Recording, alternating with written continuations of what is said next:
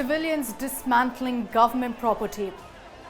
Plumes of black smoke rising from a vehicle set ablaze.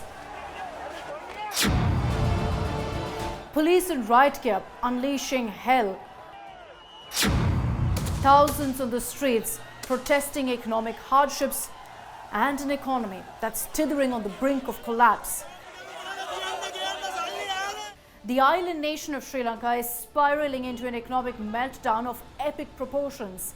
An unprecedented economic crisis is unfolding in the island nation of 22 million.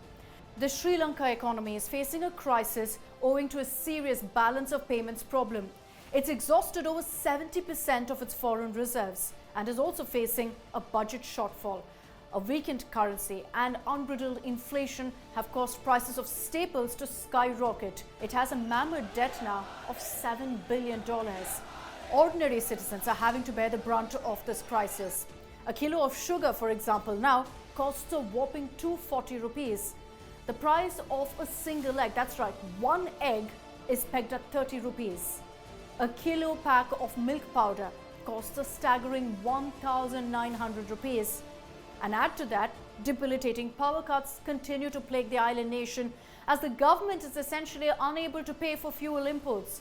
Retail inflation in the country had touched 17.5% in February. Food inflation has now soared over 25%, causing this meteoric spike in prices.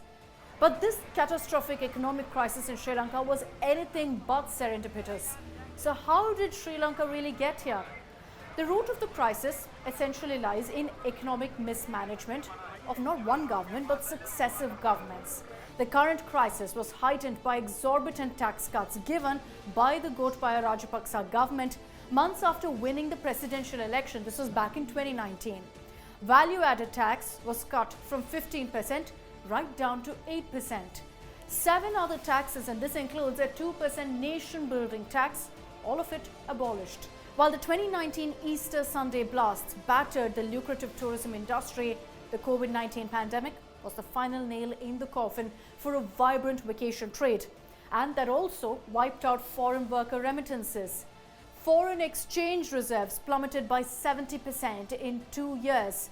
The country's farm sector was also sharply hit by Rajapaksa's decision of banning all chemical fertilizers. This was in 2021, a move that was later rescinded.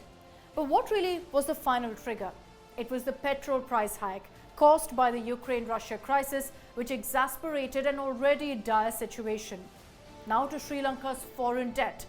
The island nation has a whopping $7 billion debt due in 2022. Its public debt is 110% of its GDP, believe it or not. Sri Lanka owes most of its debts to countries like China, Japan, to us, India, and organizations like the World Bank and Asian Development Bank. It's also borrowed from the international market. While market borrowings make up 47% of the debt, Asian Development Bank is about 13%, Japan and China make up 10% each. So amid this crisis, who's helping Sri Lanka? And I'm sure you're all asking, what's India doing? The Sri Lankan government has approached the International Monetary Fund, the IMF, for help. The Rajapaksa government has also sought help from China as well as us in India. A diesel shipment under a $500 million credit line has been agreed with India. We're also providing a $1 billion credit line for essential imports. China, meanwhile, is considering a request of $2.5 billion from Colombo. It's also gifted 2,000 tons of rice to help address the food crisis. What next for Sri Lanka? Well, debt restructuring and short-term loans from the IMF as well as the World Bank may stabilize the economic and financial situation of the island nation. But growing protests and austerity measures that have been demanded by lenders may further force the government to the brink of collapse. So this is a long-term crisis that the island nation is staring at.